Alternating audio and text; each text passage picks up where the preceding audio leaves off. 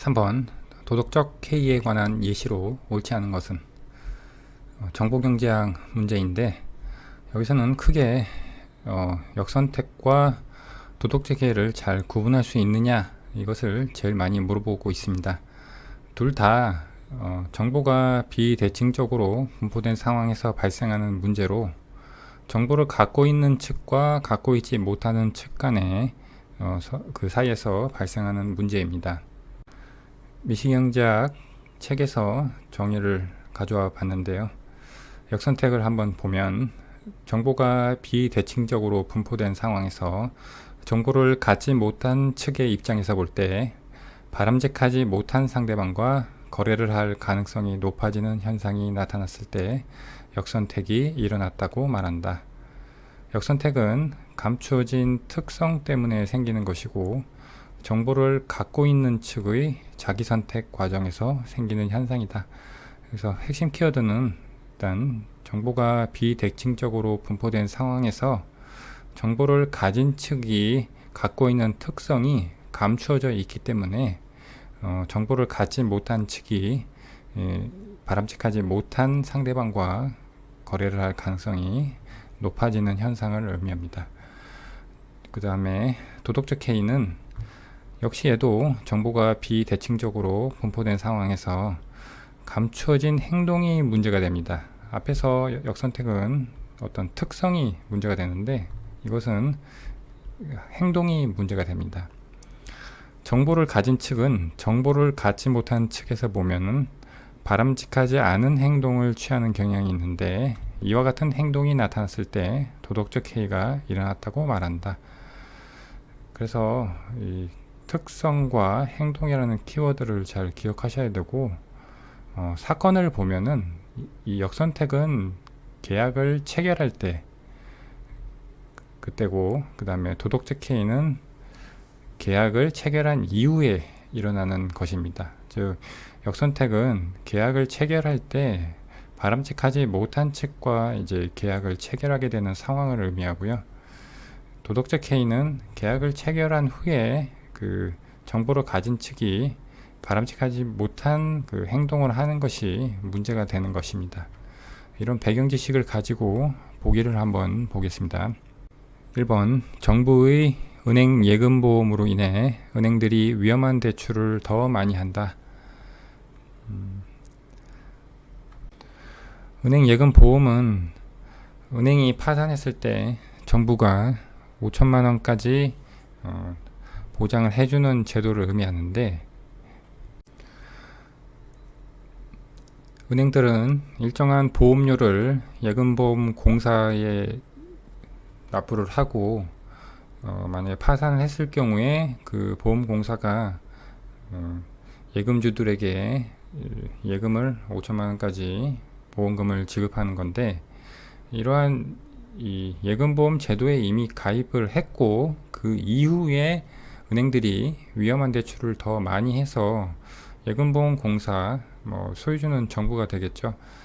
그 입장에서 볼 때 은행이 바람직하지 못한 행동을 하는 그런 사례이기 때문에 얘는 도덕적 해이에 관한 예시가 맞겠습니다. 2번, 경영자가 자신의 위신을 높이기 위해 회사의 돈을 과도하게 지출한다. 경영자는 주주들이 승인해서 경영자가 되는데, 경영자로 자리 잡은 이후에 이 사람이 회사 돈을 바람직하게 사용을 해야 되는데, 자신의 위신을 높이기에 쓰는 이런 바람직하지 않은 행동을 취하는 사례이기 때문에 이것도 도덕적 해이가 되겠고요. 3번, 정부 부처가 예산 낭비가 심한 대형 국책 사업을 강행한다. 사실 정부는 세금으로 국민들에게 재원을 조달해서 예산을 사용하게 되는데, 이 정부 부처는 국민의 입장에서 대리인의 지위에 있고 국민을 위해서 예산을 잘 써야 되는데, 예산 낭비가 심한 대형 국책 사업을 강행한다는 것은 국민들 입장에서 바람직하지 않은 행동을 정부 부처가 취하는 거기 때문에 이것도 도덕적 해이에 해당하고요. 4번, 정부가 신용불량자에 대한 구제책을 내놓자 채무자들이 빚을 갚지 않고 버틴다. 역시 그 신불자들에 대해서 뭐 회생 계획이라던가 뭔가 제기할 수 있는 이러한 방안을 제시를 했는데, 이 채무자들이 그 구제책에 따라서 성실하게 빚을 갚는 것이 아니라 오히려 이제 배째라는 식으로 갚지 않고 버티는 경우니까, 이것도 역시 이 제도가 예상한 그러한 바람직한 방향의 행동이 아니라 채무자들이 빚을 갚지 않고 버티는 바람직하지 않은 행동을 취하는 거기 때문에 이것도 도덕적 해이의 예라고 볼 수 있겠습니다. 5번, 은행이 대출이자율을 높이면 위험한 사업에 투자하려는 기업들이 자금 차입을 하는 경우가 늘어난다. 은행은 대출 이자율을 높게 설정하고 그 높은 이자율을 감당할 수 있는 좋은 투자 계획을 가진 우량한 기업들이 이 대출을 받으러 오기를 원합니다. 그런데 오히려 위험한 사업에 투자하려는 기업들이 이제 자금 차입을 하러 온다는 거죠. 이거는 그 기업들이 사업 계획을, 투자 계획을 아주 번들어지게 가져와서 이제 은행에게 이 이자율을 감당할 수 있다라고 얘기를 하는데, 사실 그 기업들이 실제로 우량한 기업인지 부실한 기업인지 그것을 이 은행 입장에서는 완벽하게 알기가 어렵습니다. 그래서 이것은 이 감추어진 특성이 문제가 되는 사안으로, 이건 역선택에 가까운 사안의 사례가 되겠습니다. 그래서 5번이 답이 되겠습니다. 그래서 여러분들이 역선택과 도덕적 해이를 이렇게 구분하는 문제가 나왔을 때 이 특성이 문제가 되는 사안인가, 행동이 문제가 되는 사안인가를 잘 구별을 해서 답을 고르셔야 되겠습니다. 4번, 위험 선호자에 대한 설명으로 옳은 것만을 보기에서 모두 고르면. 이 문제는 가답안이 1번으로 나왔었는데 이의제기가 받아들여져서 정답 없음으로 처리된 문제입니다. 기존 답이 1번이어서 기역과 니은이 맞는 것이었는데, 이 니은 지문이 오류로 드러나서 정답 없음으로 바뀌게 되었습니다. 그래도 우리는 이 불확실성화의 선택에서의 기본적으로 여러분들이 아셔야 할 이론들을 간단하게 살펴보고 보기를 하나씩 살펴보도록 하겠습니다. 이 위쪽에 그림 3개와 아래쪽에 그림 3개가 있는데, 위쪽이 이 객관식 시험에서 가장 많이 나오는 폰 너이만 모겐스턴 효용함수를 가지고 물어보는 그 버전이고요. 아래쪽은 주관식 시험에서 많이 나오는데 조건부 상품 모형에서의 이 불확실성하에서의 선택을 나타내는 그래프입니다. 일단 제일 많이 나오는 폰 너이만 모겐스턴 효용함수를 가지고 이 3가지 위험에 대한 태도를 가지고 있는 소비자의 특성을 알아보겠습니다.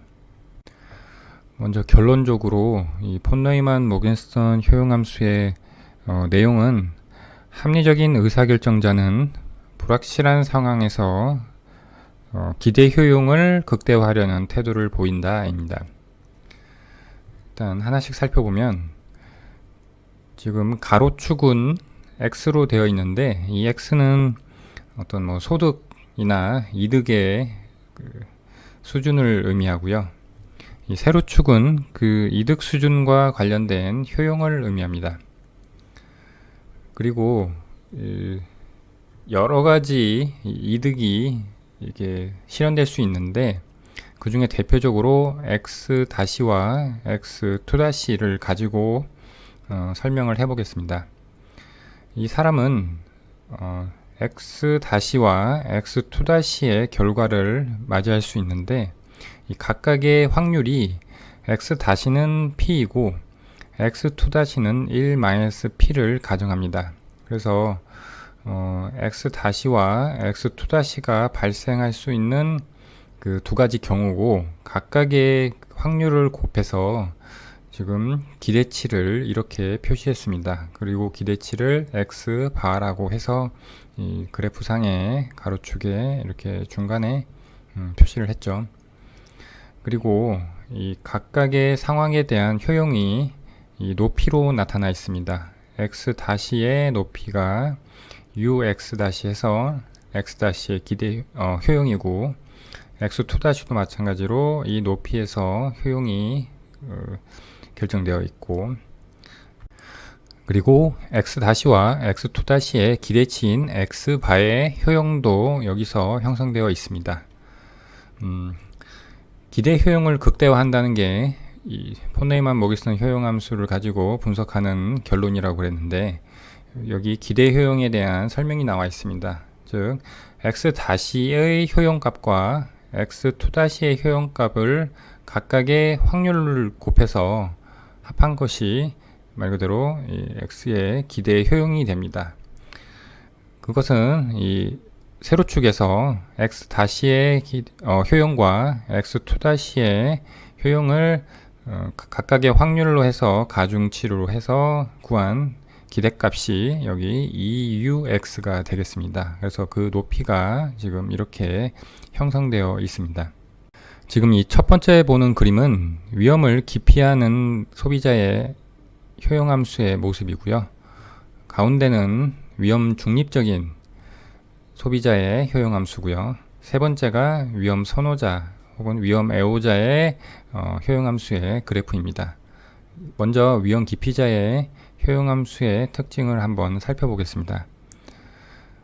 핵심이 우리가 구한 기대 효용과 기대치가 주는 효용, 이것을 비교했을 때 이 위험 기피자 같은 경우에는 기대 효용이 기대치가 주는 효용보다 작습니다. 즉 여기가 기대치가 주는 효용이 높이가 이렇게 되고, 얘가 지금 기대 효용보다 높게 형성되어 있죠. 즉 상금의 기대치가 주는 효용이 기대 효용보다 크다는 것이고, 이것은 수학적으로 강오목 함수의 정의입니다. 즉 이 위험 기피자 같은 경우에는 강오목 함수의 특징을 효용함수가 가지고 있습니다. 이 x축 기준에서 봤을 때 그래프가 오목한 모양을 가지고 있죠. 반대로 위험 선호자는 x축에 대해서 볼록한 모습을 가지고 있습니다. 그래서 여기서는 기대치가 주는 효용이 기대 효용보다 작게 됩니다. 이것은 강볼록 함수의 정의로서 위험 선호자는 x축에 대하여 볼록한 모습의 효용함수를 가지게 됩니다. 가운데 위험 중립적인 경우는 이 기대치가 주는 효용과 기대 효용이 같게 되겠죠.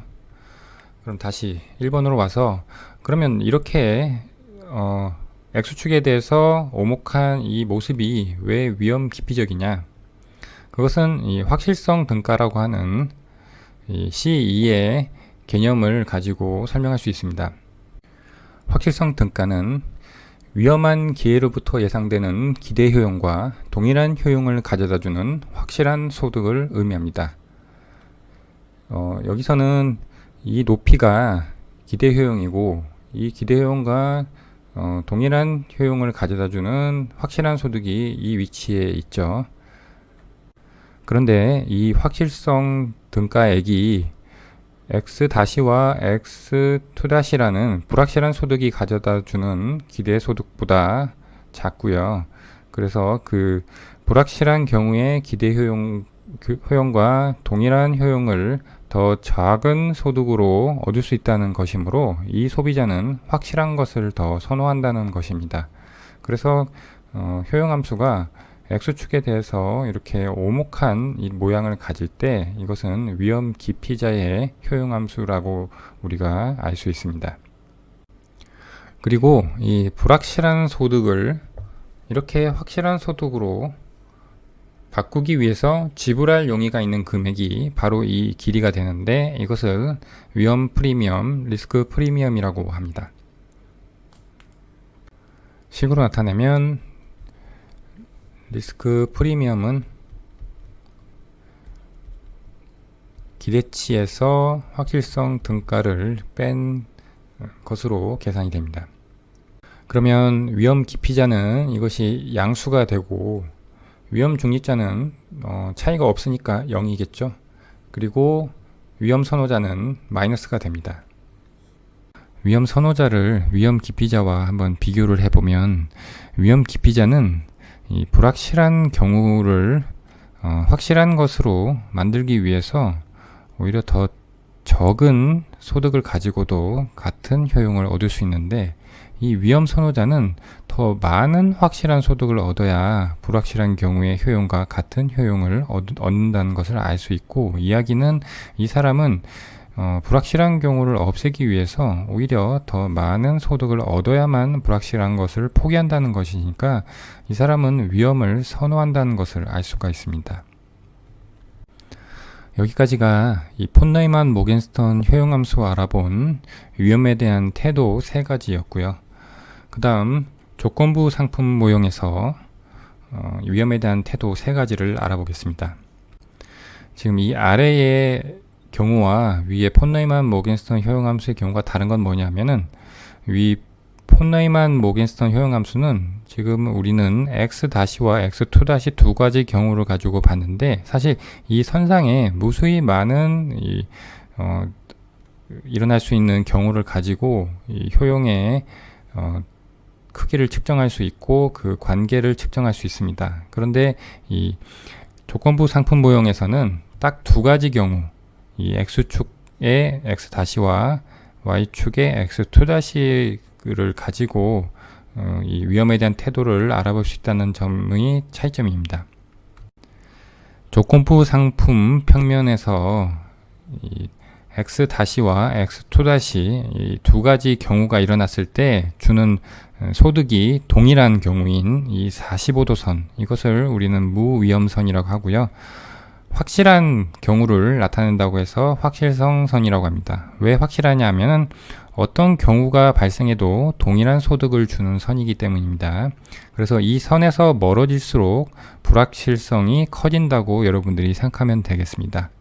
그리고 이 파란 선은 등 기대치 선으로 우리가 위에서 알아본 이 기대치, 이것의 식과 동일한 것입니다. 그래서 이 기울기는 이 확률 P와 1-P의 B로 나타내지겠죠.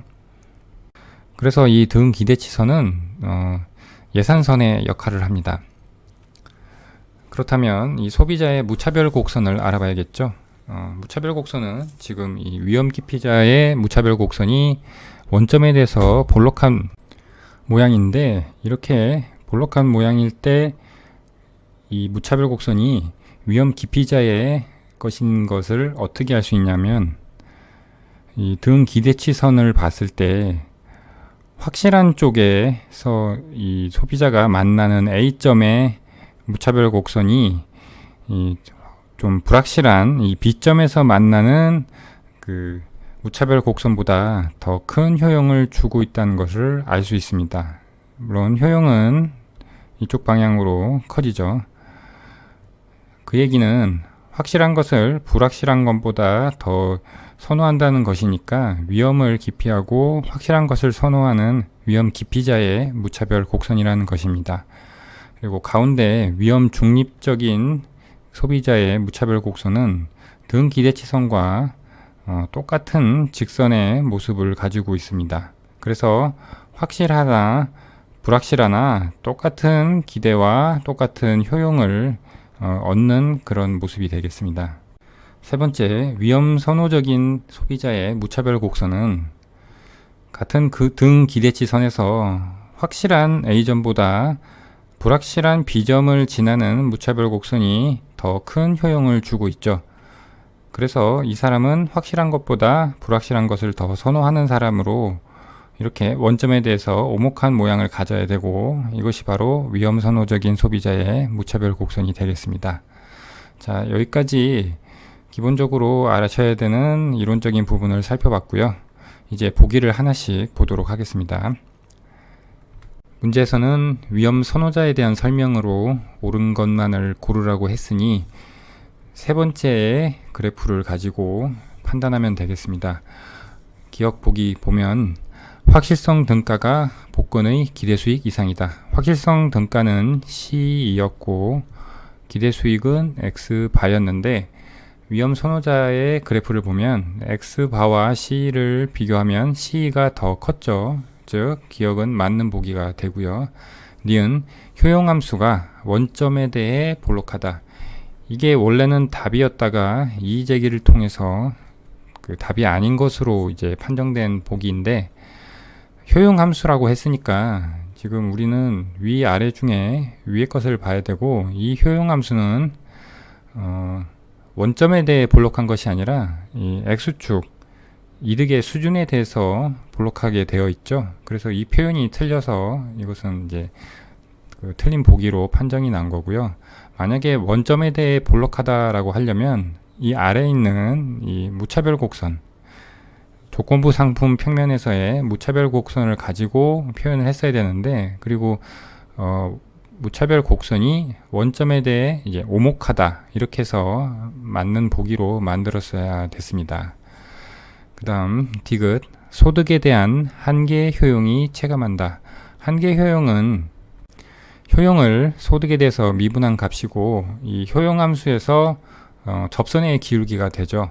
그런데 이 접선의 기울기가 소득이 증가함에 따라서 점점 체증하고 있죠. 그래서 디귿은 틀린 보기가 되고요. 리을 위험 프리미엄이 양수이다. 아까 위험 프리미엄의 정의가 기대 수익에서 확실성 등가를 뺀 것인데 지금 위험 선호자의 효용함수를 보면은 기대 수익에서 확실성 등가를 뺀 값이 마이너스가 돼야 되겠죠. 그래서 여긴 양수라고 했으니까 틀린 보기가 되겠습니다. 그래서 이 보기는 기억만 맞는 보기가 되고요. 나머지는 틀린 보기가 되겠습니다.